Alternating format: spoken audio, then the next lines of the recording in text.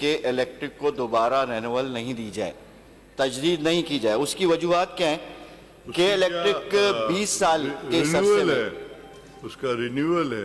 جی وہ دوبارہ ایگریمنٹ 20 سال کا کرنا چاہ رہے ہیں، اور انہوں نے نیپرا کو ڈسٹریبیوشن کے لیے دوبارہ تجدید کے لیے لائسنس کی درخواست دی ہے. نیپرا نے عوام سے بھی اور تمام اسٹیک ہولڈر سے رائے مانگی ہے. لہٰذا اس ایوان کے ذریعے میں یہ چاہتا ہوں کہ یہ رائے پہنچائی جائے کہ 18 سال کے ESC کی نجکاری کو ہوا ہے، لیکن کے الیکٹرک بجلی کی پیداواری صلاحیت میں ردی برابر بھی اضافہ نہیں کر پایا.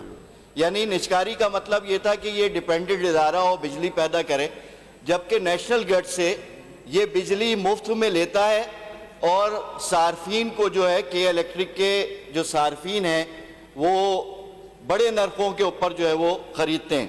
دوسرا مسئلہ اس وقت یہ ہے کہ اس وقت ملک کے دیگر علاقوں میں سستی بجلی موجود ہے، تو کے الیکٹرک کو کراچی کے اوپر کیوں مسلط کیا گیا ہے؟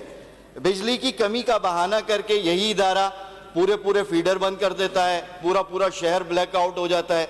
اسی طرح کے الیکٹرک نے NTDC کے 662 ارب روپے ادا کرنا ہے، سوئی سدرن گیس کے 117 ارب روپے ادا کرنے ہیں. کراچی کے شہریوں کی جو پیسے انہوں نے اضافی بلوں میں وصول کیے ہیں، کلوب ایکٹ کی مد میں یہ 64 ارب روپے ہیں جو کراچی کے صارفین کو ان کو واپس کرنے ہیں. اس طرح 885 ارب روپے کے الیکٹرک کے اوپر واجب الادا ہیں.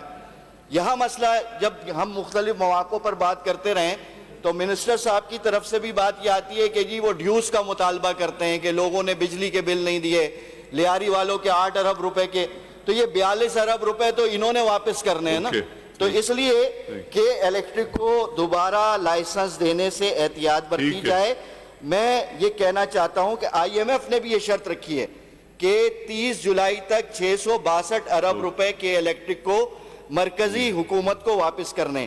یہ کام کس طرح ہوگا؟ یہ اس طرح ہوگا کہ میری ایک تجویز یہ ہے کہ اگر یہاں پارلیمنٹ میں موجود پارٹیوں کا کوئی بزنس موجود نہیں ہے کہ الیکٹرک کے ساتھ، تو ان کو عوام کا درد اختیار کرتے ہوئے یونیفارم سطح پر ایک ریزولیشن پاس کرنی چاہیے اگلے مرحلے میں.